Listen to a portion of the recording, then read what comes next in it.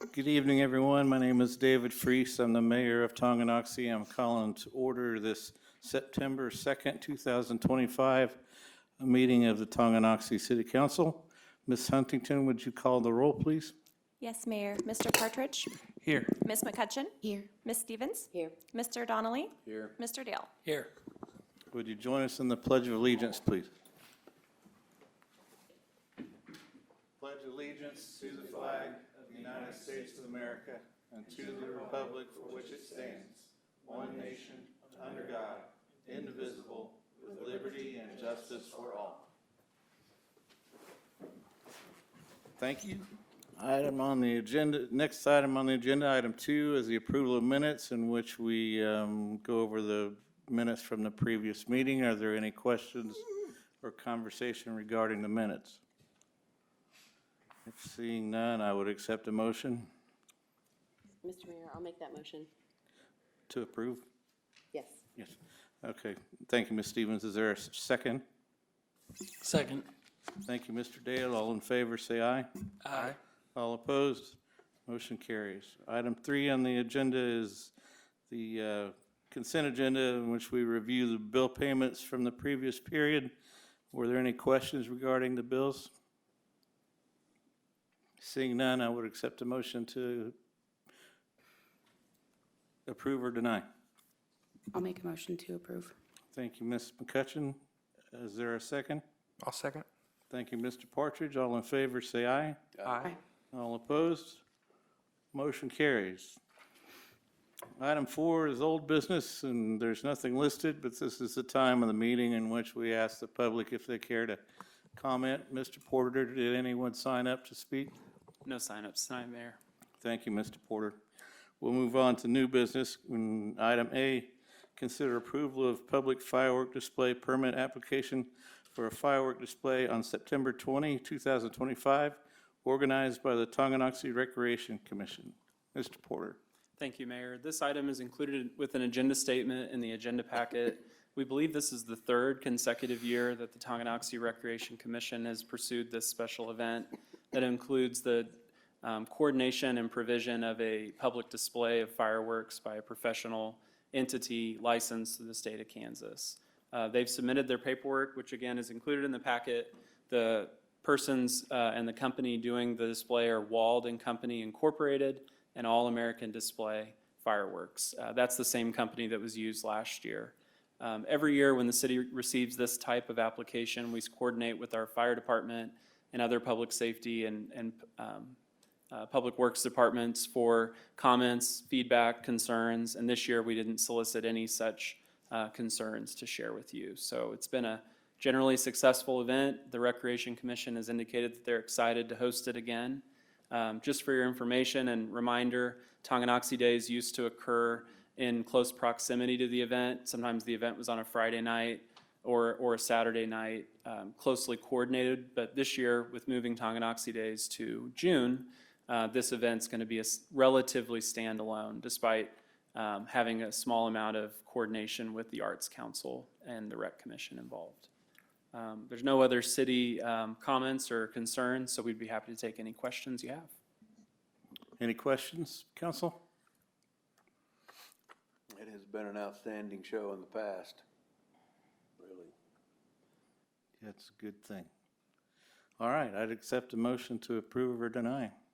I'll make a motion to approve the special event permit application and public fireworks display request for the firework display organized by the Tonganoxie Recreation Commission at the Leavenworth County Fairgrounds and Tonganoxie Recreation Ball Fields on September 20th, 2025 from 7 p.m. to 9 p.m. Thank you, Mr. Partridge. Is there a second? Second. Thank you, Mr. Donnelly. All in favor, say aye. Aye. All opposed? Motion carries. Moving on to public hearing, 2026 budget revenue neutral rate. Mr. Brekovich? Yes, thanks, Mayor. So as you can see on the agenda tonight, really the next, this item and the next three are all related to the budget adoption for the city's 2026 budget. 2 public hearings are scheduled, so we are beginning with the hearing to exceed the revenue neutral rate. I just want to make a few brief comments and then turn it over to Mr. Porter for staff presentation on this. But first, I'd also like to recognize all of our department heads here this evening, Chief Lawson, Chief Zimmelman, and Chief Heskett, and obviously our staff as well. So I really want to thank them for giving us budgets from their departments, respective departments, that are achievable and realistic, and continue to serve the community but don't bankrupt the city. So thank you to all of those department heads. I just want to touch on 4 quick points that I think illustrate what the strengths are of this budget, and hopefully work off past budgets that the city's done. First is the recognition of investment in infrastructure and that continued investment. And you, as an elected body, have been tasked with something that is very difficult at times, especially for a volunteer group like yourselves. And that's that part of your legacy projects include infrastructure. So things that are in the ground that I'm sure at some point someone will thank you for your work on, and maybe we'll even throw a plaque so years from now they remember who made the difficult decisions. But things like doubling the capacity of the wastewater treatment plant, that is something that helps us now, but also, you know, helps the community grow for the next 15, 20, 25 years. And so that's significant, but it's a significant cost, and it takes the planning for it. Obviously, we've done a great job, I think, of addressing bridges in the past and roads. And Front Street is a project we've engineered for this year, but we're going to put it out for bid, or it's out for bid now, but it'll likely end up being a 2026 project. But something like 14th Street that really contemplates what the future expansion of the community is. And so putting funding in place for the planning components towards that, again, I would consider that in that legacy type category.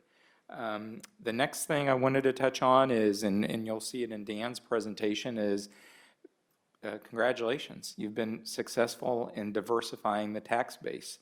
When I look at Leavenworth County, I don't see a lot of communities doing what Tonganoxie is doing while we're in growth mode. In fact, we know that the county has openly stated that they're far short of their balance in terms of what percentage of property tax revenue comes from residential versus commercial or industrial base.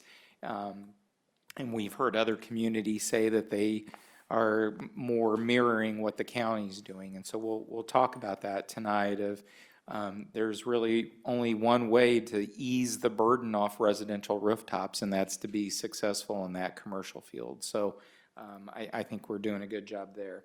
The next thing I wanted to touch on, or item 3, is the employees. Again, we've said year after year, and since I've been here, I know the commitment's been here from the city council. It's our best asset. I mean, what we do is we deliver services to the community, and I can't think of a better, stronger group of 30-something full-time employees that carry big burdens and big tasks, and they do it with very little complaints. And so if the department heads are a great filter, so I don't hear it, thank you to them for that. But when we do come at organization-wide gatherings, it's just we're very fortunate to have such a strong group of employees.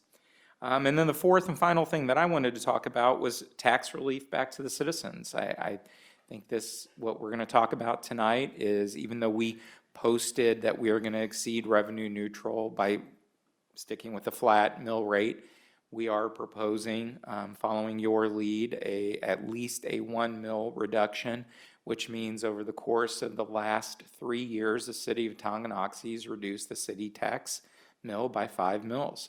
That's significant. When I look at other communities, Lansing was pretty bullish in the early years of revenue neutral that they were meeting those. But other communities that are in growth mode like us in this county are just staying with the flat mill rate. And so year after year, double-digit percentage valuation increases, they're just absorbing that and moving forward. And kudos to them, but I'm really proud of the work that staff has done to manage it, and then we're following your lead from a policy direction to provide that tax relief. And so those are my 4 items, and then obviously I want to thank you for being so engaged and participating I know it's a brutal schedule to get through May, June, and July budget work sessions, coming in early, 2 hours before a city council meeting, doing a spring retreat at even different hours to get that ball rolling. And so I hope that you're satisfied with what staff's putting forward tonight and that it's met your goals. But I did want to thank you for your efforts and work on that. So with that, Mr. Porter, I'll turn it over to you for the real stuff. Thanks, George. All right, get the clicker here.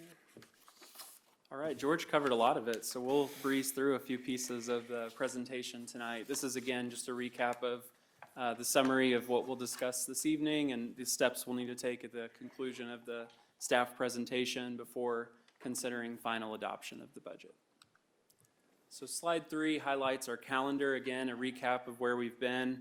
You all were present for most, if not all, of those discussions, so I won't belabor the point. Just point out that we, if budgets are adopted tonight, would complete execution and delivery of the documents to the county clerk by the end of this month. We would strive to do it within a week or so, and then start immediately on preparation of the 2026 budget book, which is, as you all know, a transparency tool that we put on our city website and print copies of, and sometimes grab excerpts from for use in the spring and fall newsletters and other communication tools that we share with the public.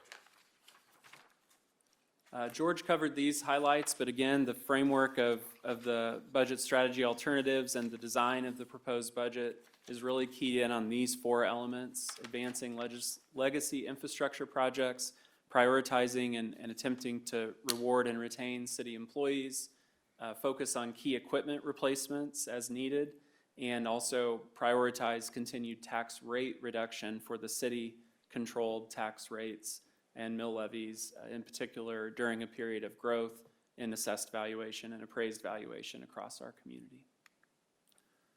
You've seen this slide before, these next couple slides, but they're again detailed elements of budget strategy alternatives, which are additions or adjustments. They're broken out in detail again by one-time versus ongoing, funding source, cost. They also show department and general category for your information. So this list is the main operational requests in the top chart or table. The bottom table are minor size capital projects. The next slide is community requests and economic development funds. That's on slide 6.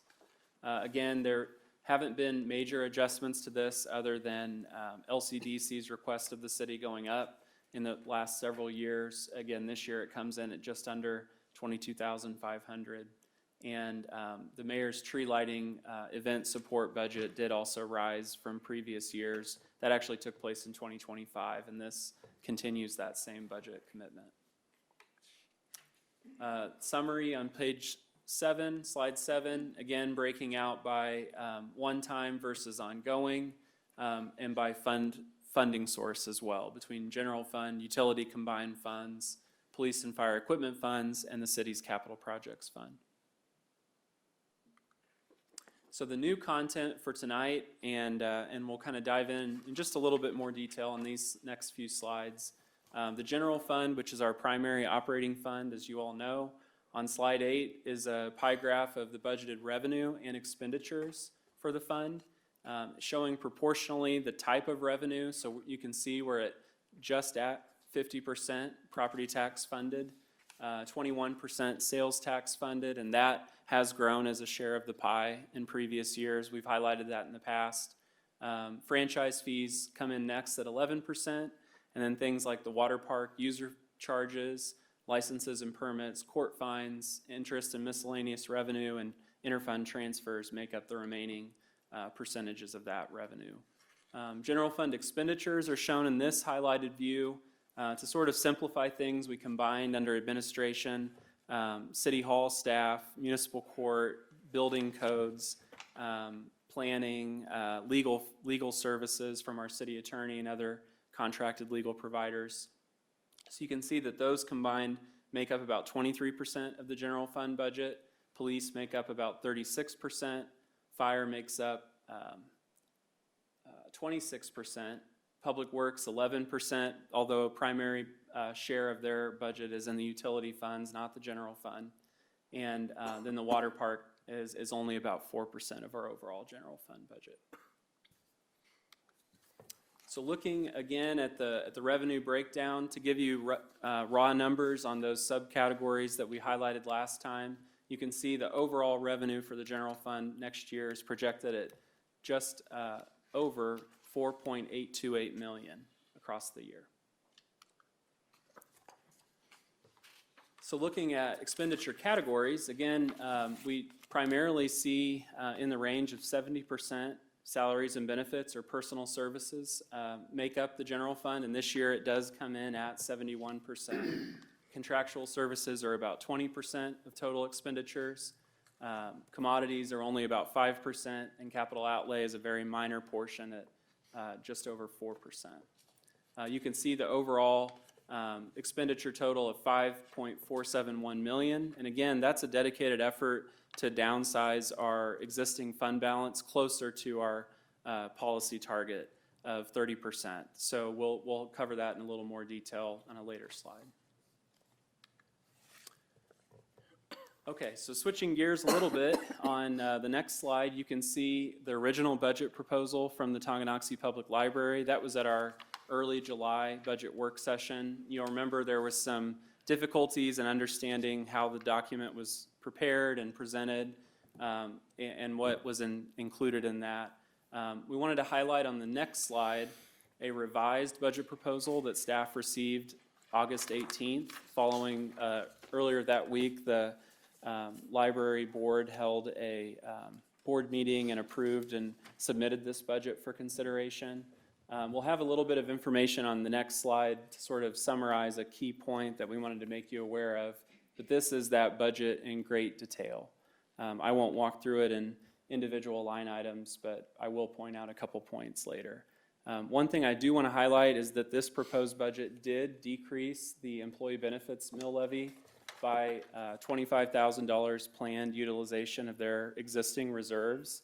You'll remember their existing reserve level was about 160% of annual expenses, so that was significantly higher than what the city council and admittedly the library board and director agreed was appropriate. So they are making some decrease in that fund balance intentionally in this proposed budget. I had a quick question on that. Yeah, go ahead. I just want, are they including the pilot income under their tax income on the income section? Not correctly, so you can see that they show it on this slide in the very bottom corner. I don't know if you can see that. So they show it all in the general fund, and it's actually divided up by fund.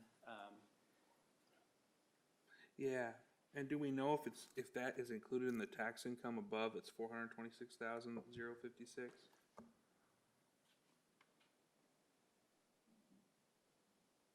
Which part above, I'm sorry? In the income section, just there on the kind of the middle right, far column, tax income is listed at $426.56. My rough calculations makes me think that the pilot isn't in there. Yeah. So I think it should be there somewhere. Yeah. We've attempted to suggest a different format for this presentation to you all. I think the library's making an effort to move towards that typical fund schedule. I don't think they're all the way there yet, though.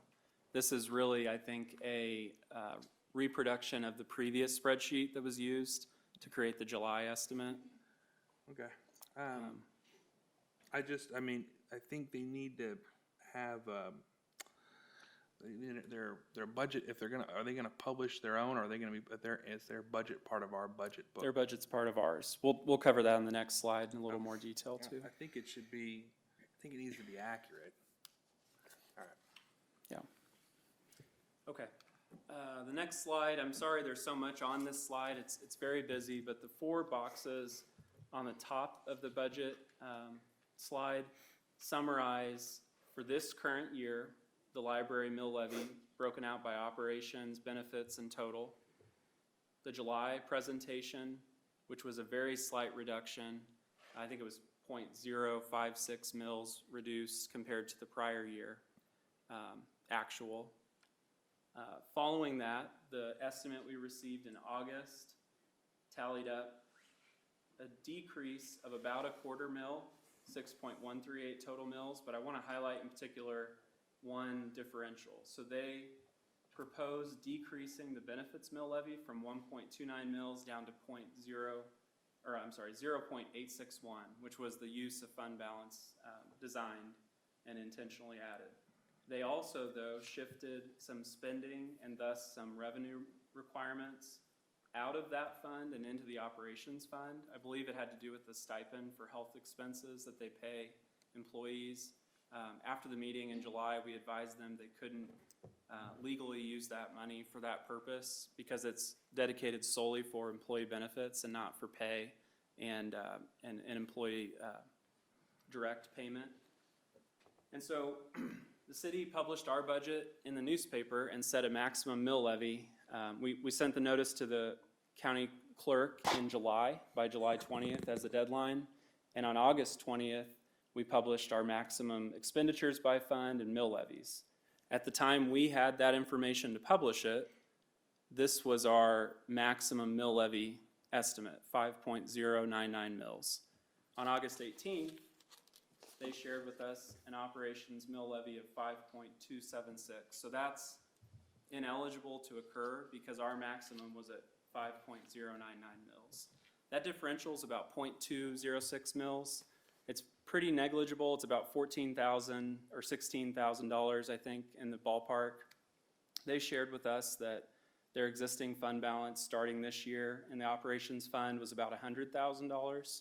So this will make an impact on them. But frankly, it really can't be changed at this point.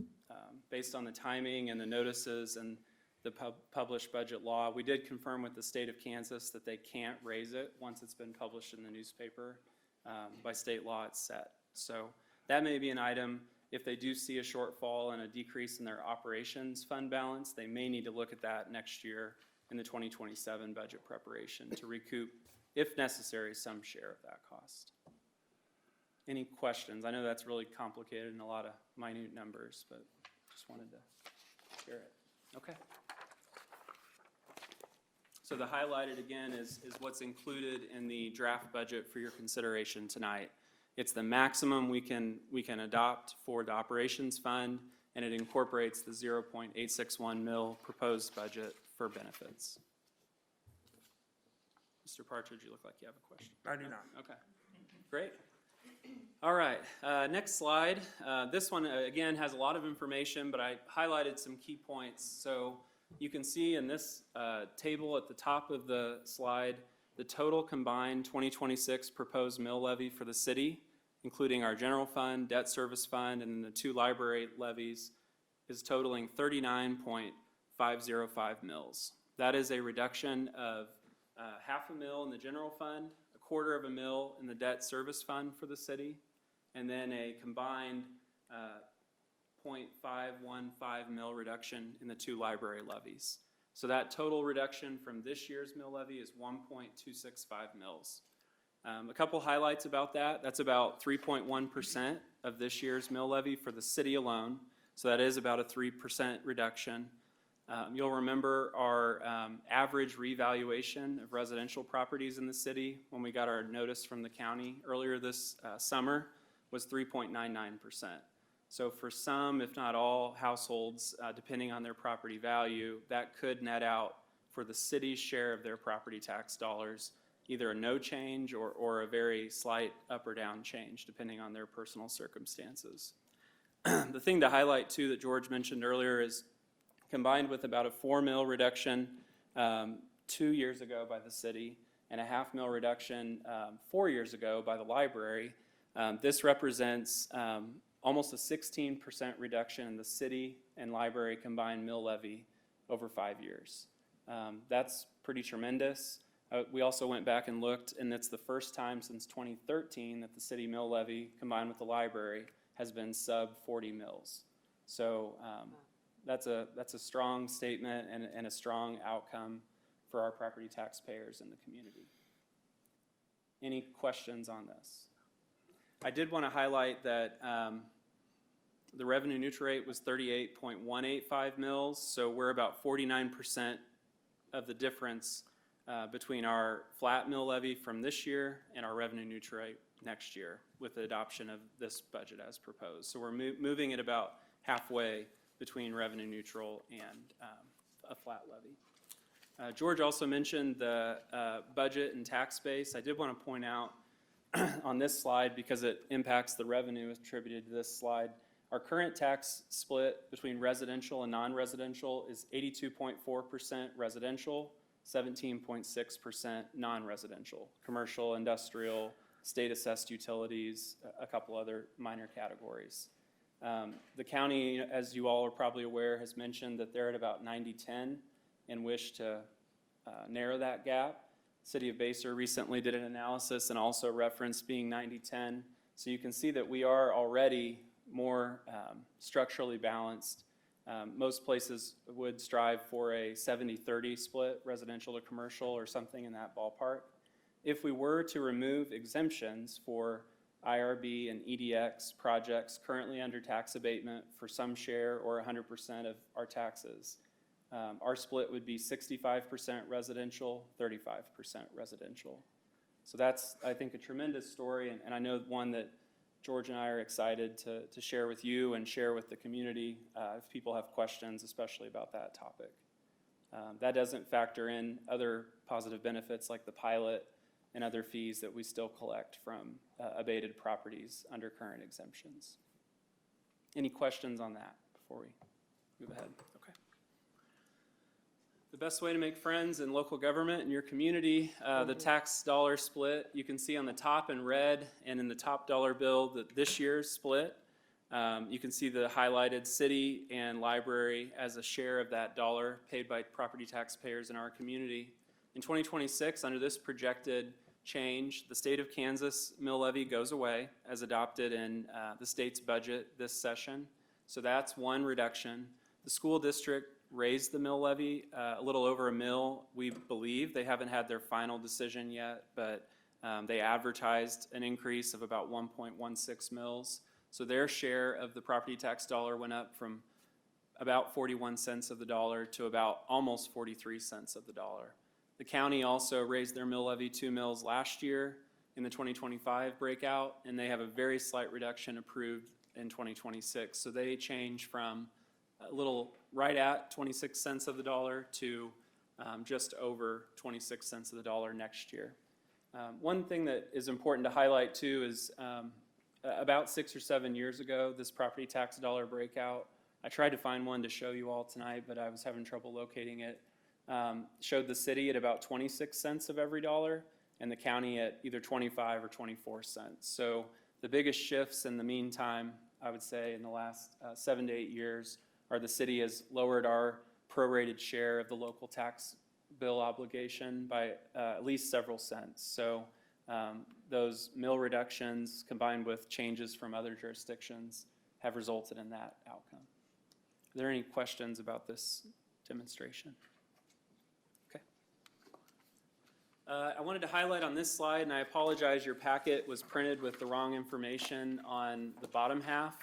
In the light blue section at the top of the table, you can see with no reappraisal change, their 2025 tax bill for a residential property valued at appraised value of $250,000 and $300,000. So you can see that their 2026 tax bill, based on the changes of the state, the school, the city, the county, everyone, would be projected with no change, again, in valuation from year to year, to go down by about $52 in overall taxes or $71 in overall taxes. The city's share of that is shown to reduce by $36, which you again can see that we're a large share of their overall reduction, or $51 for the higher valued property. Under the average residential reappraisal change, which is a little less than 4%, you can see that the tax difference from 2025 to 2026 is more significant, $112 or $158, but the city's taxes, share of that person's taxes would only go up a total of $9 or $13, and that's the error on the printed copy on your handout at your table. So less than $1 a month for a home valued at $250,000, and just over $1 a month for a home valued at $350,000. So this is a good story that we'll tell in the budget book in particular to share with people who are concerned about their property taxes and changes year to year. Any questions from the council? Like overall? Yeah, okay. We gotta go back to the library thing, because it's wrong in more than one way. So their expenses, as stated, outstrip their revenues even when you throw the pilot in and even when you throw their cash reserves in by $4,677. So they'll have to draw more from reserves to cover their budget as presented. Can we approve are we effectively just approving their mill levy rate? That is the only All right, fine, then no problem, but portion of their I would budget just that the say, council for the record, we've approves. given them so many opportunities to present us an accurate and balanced budget, and it has been not any of that in the multiple times that we've gotten to see it. So, I don't know, I think we might need to do something different next year, but that's just crazy to me. But what they have won't cover what they want to spend. Okay.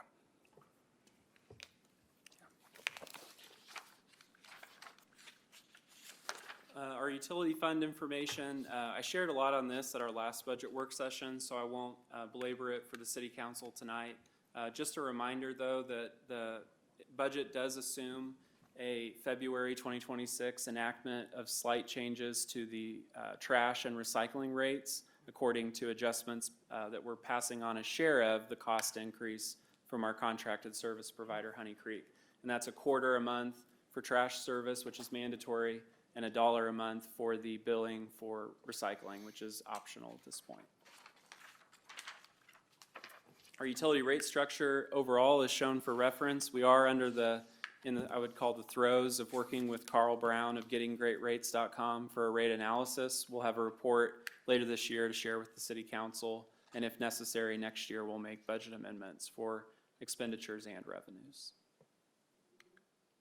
So just to highlight on this slide, I know it's unreadable, but what we're moving from tonight is the published notice of public hearings, which we'll hold in just a moment, which is on the left-hand side of this slide, to the budget certificate or approved budget for 2026. This includes a maximum expenditure by fund for budgeted funds with the state of Kansas and a property tax maximum. And to Mr. Partridge's comment earlier, what we're approving for the city is our agreement or amount of property tax revenue necessary to fund the library budget and an overall expenditure authority for the city to pass them funds or spend money on benefits for them and seek reimbursement later. So that is all we necessarily approve under the current item for your consideration tonight. A couple items I want to highlight because almost 13.6 million looks like a lot of expenditures being proposed for next year. I'm sorry, 15.385 million. We do have state budget form peculiarities that require that we show spending down to $0 remaining and having a balanced demonstration in the state budget forms. So about 1.817 million of expenditures on the budget certificate are actually not anticipated to occur. Just wanted to highlight that for your reference so everyone was aware. And we'll show some of the differences in those numbers in our budget book that we prepare for next year for the public. Plan changes in fund balance by fund. The biggest highlight on this slide is planned reductions in the general fund of about $642,000. That's a modification, as you'll remember, from the amount we previously showed as alternatives. We were able to shift some funding to the capital projects fund and other adjustments included in building the budget to lessen that change. We also have a fairly significant spend down of fund balance in infrastructure sales tax, but that fund enjoys a strong starting fund balance position and doesn't have any concerns with that approach. And I'll apologize for moving quickly to the next slides. I don't want to belabor this. You've seen the information on the water fund and water purchase trends, sewer fund and sewer projects on the next slide, slide 23. Revenue assumptions with growth and development. A lot of this was left in the presentation from previous work sessions in the hopes that if someone came with questions or to comment at the public hearings, that they'd have a lot more information about how the budget was built. Our CMIP development, again, just want to highlight that one major project included in the budget is collaboration with the Rec Commission on assisting with the completion of the Chieftain Park Playground Equipment Replacement Project. And you'll see more about that and agreements with the Rec Commission in the next several meetings probably this year. Our CMIP financial planning slide, which has very slight adjustments from the previous iteration. We'll include that in a lot greater detail in your budget books that are prepared for you and the community to reference. But this does show the 2026 planned funding by project. Our debt pro forma, the infrastructure sales tax is about 32% of our planned spending in the debt service fund. That's again to refund the cost of the library debt service that will continue through 2038. You can see that on the next slide, slide 28, a 21-year schedule on this slide of future debt service broken out by funding source: water, sewer operations, capital projects fund, fire capital, and then our property tax funded debt bond and interest fund. You can see 2026 highlighted for reference, and then also a breakdown of utility and non-utility related debt.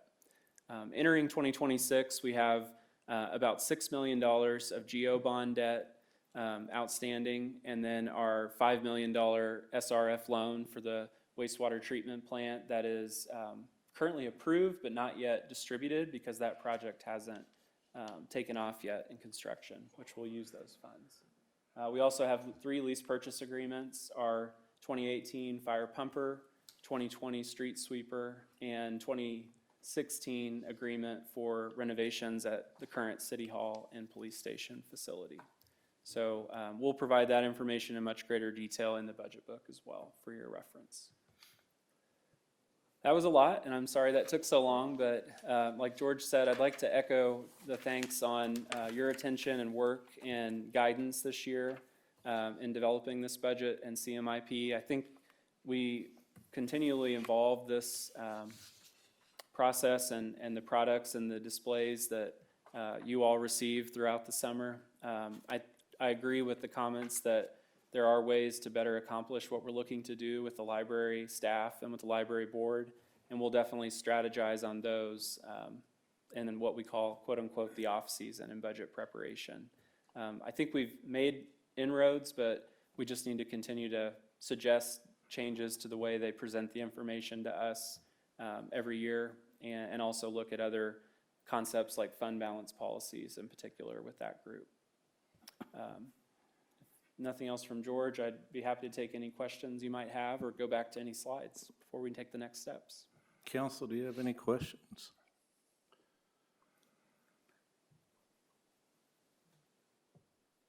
Okay, thank you, Mr. Porter. Excellent work. Thank you, Mayor. At this point, Ms. Kerselich, can you make sure I do this correctly? At this point, I'd like to open the public hearing for 2026 budget revenue neutral rate.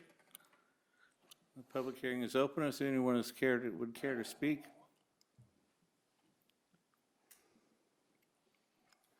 All right, I don't see anyone. So we will close the public hearing on the 2026 budget revenue neutral rate. Item C, public hearing consideration of the proposed 2026 budget as published. We'll open that public hearing now. Is there anyone who would care to speak to this?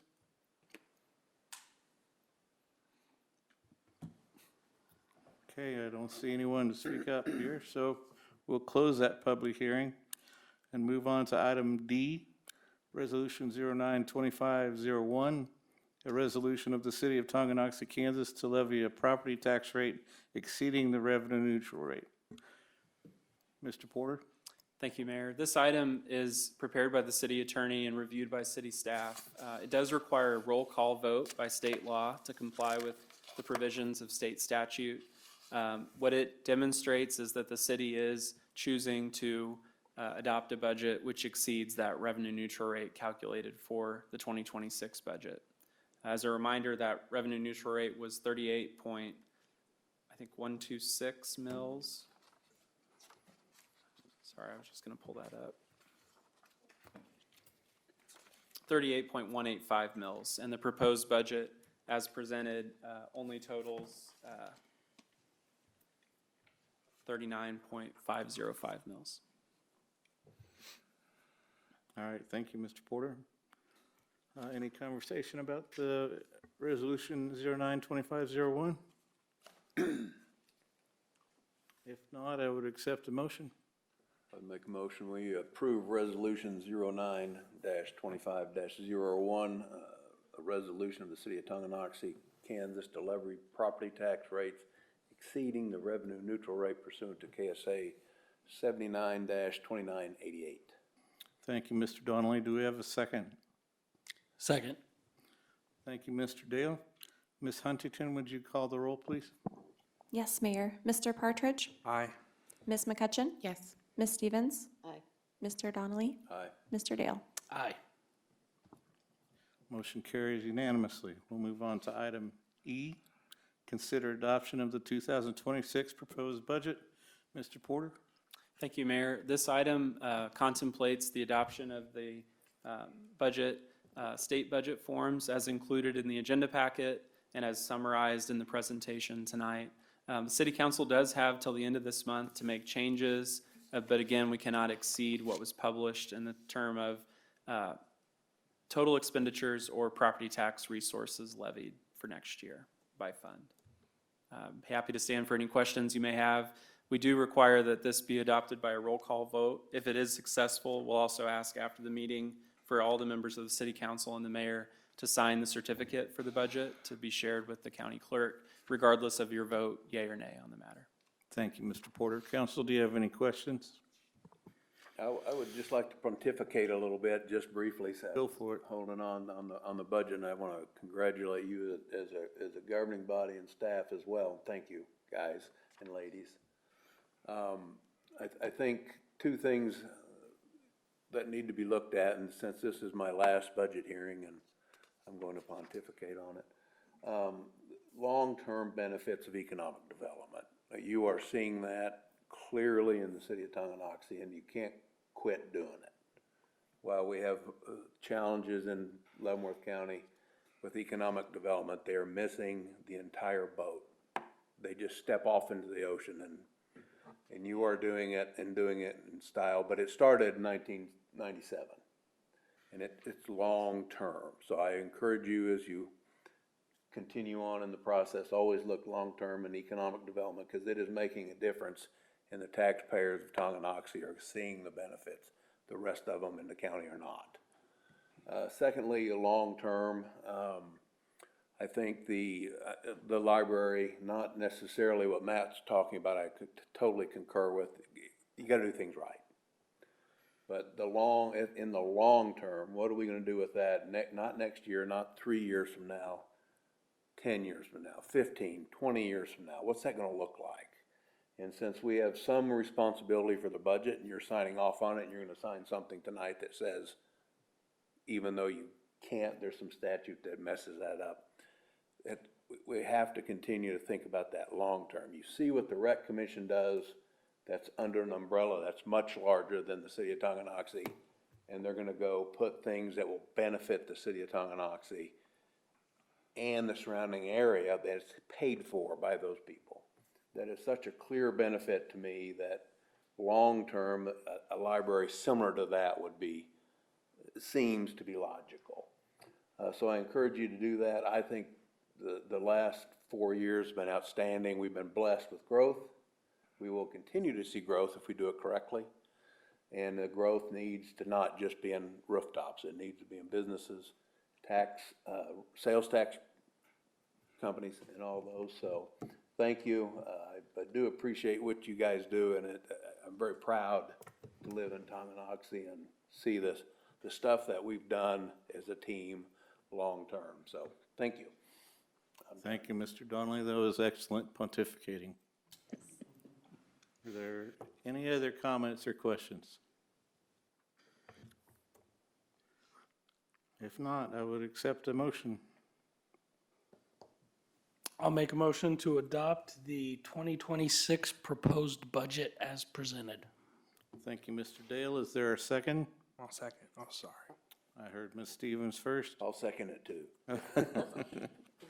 Ms. Huntington, would you call the roll, please? Mr. Partridge? Aye. Ms. McCutcheon? Yes. Ms. Stevens? Mr. Donnelly? Yes. Mr. Dale? Yes. Motion carries unanimously. Excellent work.